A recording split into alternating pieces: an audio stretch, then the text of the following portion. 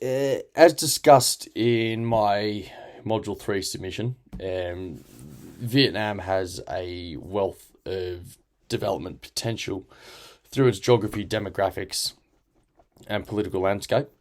However, it is not without barriers or challenges. For the sake of this exercise, I think it's best to look mostly forward beyond socialism and view Vietnam as an open market rather than focus entirely on historical factors influencing development or lack of. Secondly, we should actually be looking at Vietnam as a developing country, and not as a centrally planned economy as it once was. Personally, I think Vietnam's relatively strong education and healthcare sectors merit it being put in this category. As I've alluded to in previous submissions, without these two metrics, a country is very unlikely to develop across other areas and will be far too reliant on foreign expertise and therefore influence, and without a population able to promote or capitalize on development. With a literacy rate of about 98%, according to tradeeconomics.com, and with 73% of the population's health needs being met, Vietnam is well and truly developed in these areas. As a newly industrialized country, or an NIC, according to Richard Donner and Brian Ritchie, Vietnam is still susceptible to systemic vulnerability and therefore barriers to development. In order to discuss what interventions are applicable, I think it's easiest to identify key barriers to development and align them accordingly. The first main barrier to development that I think is relevant here is a lack of social infrastructure. And we know that physical infrastructure in Vietnam has seen fairly rapid progress and development in the post-war years, especially since the 90s. However, social infrastructure remains relatively poor in comparison. So Vietnam still lags behind the West and even lags behind some of its Asian neighbours in terms of progressive social policy. So, for example, things like pollution reduction initiatives, bike lanes, green spaces, etc., public housing, and drug and alcohol rehabilitation centres.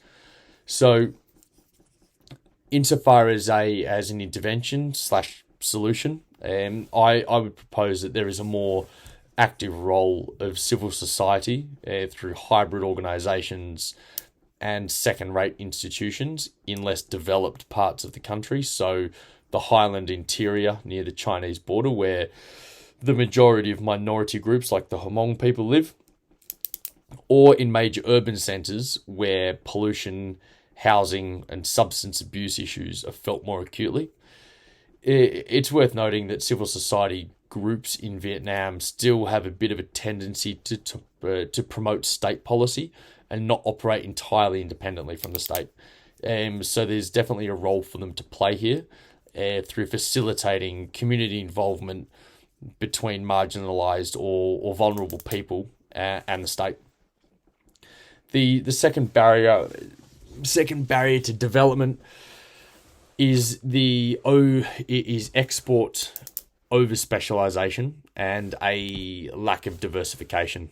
So there's largely a massive manufacturing sector, but that is focused on a fairly narrow range of products, mostly textile manufacturing and rice production in the agricultural sector.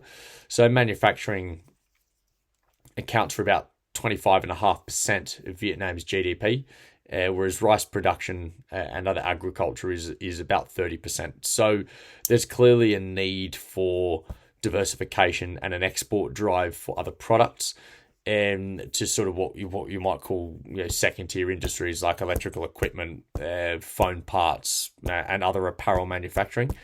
So whilst manufacturing and agriculture does give Vietnam a comparative advantage, maximising the goods that Vietnam can produce is key to diversifying beyond the key industries of manufacturing and agriculture. Just as a side note, it's worth noting that the concentration of industry in these two sectors is a huge factor in Vietnam's environmental and climate vulnerability, especially along the Mekong and in port cities like Da Nang. Rising sea levels will hit rice production particularly hard. So there needs to be robust measures in place to mitigate this in the long term. The solution or the intervention that I'd see here would be increased export oriented industrialization. So the rationale here is that diversification will encourage foreign direct investment and foreign firms to support economic growth through capital and access to superior industrial technology across different sectors.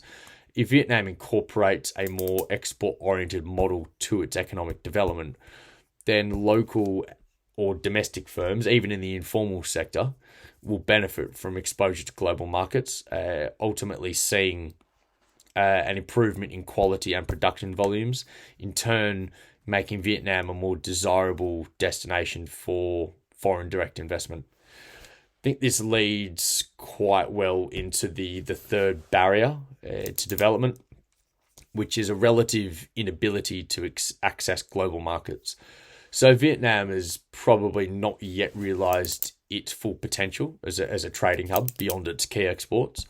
So whilst industries like shipping and energy are key to development, Vietnam is not as developed as some of its neighbours in this respect, like Singapore, Thailand, Malaysia, or China.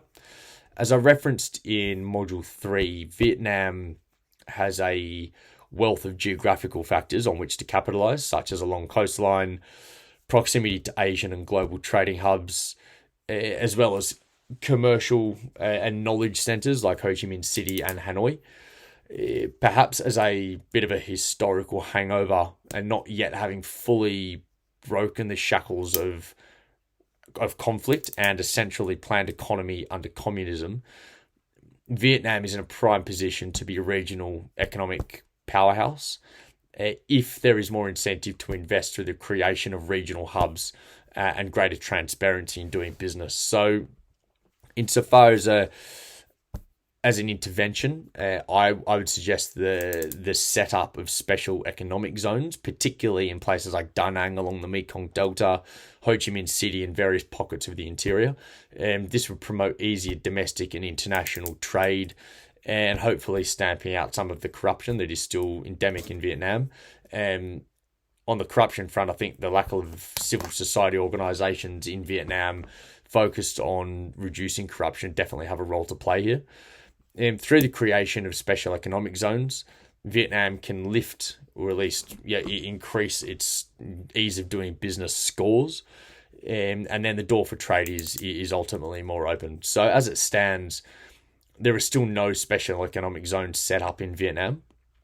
And we've seen the increased presence of foreign banks operating in Vietnam, but they are still slightly hamstrung by state intervention. If Vietnam has special economic zones in which smaller sector-specific investment firms are encouraged to operate, so things like infrastructure, energy, manufacturing, etc., this will flood Vietnam with capital. And by being slightly smaller, they'll be less constrained by cumbersome operating procedures and red tape, allowing them to be more nimble and reactive. So secondly, smaller firms are also less likely to attract attention of the state and will be able to operate relatively freely. Additionally, pushing the localization agenda amongst qualified Vietnamese will further penetrate the local market. And the one drawback, as we've learned from previous readings, is that firms that remain foreign-owned, often so does the transfer of capabilities, and therefore the transfer of capabilities is less likely to filter down to the local populace and domestically owned firms. So that's the one potential negative in that intervention scenario.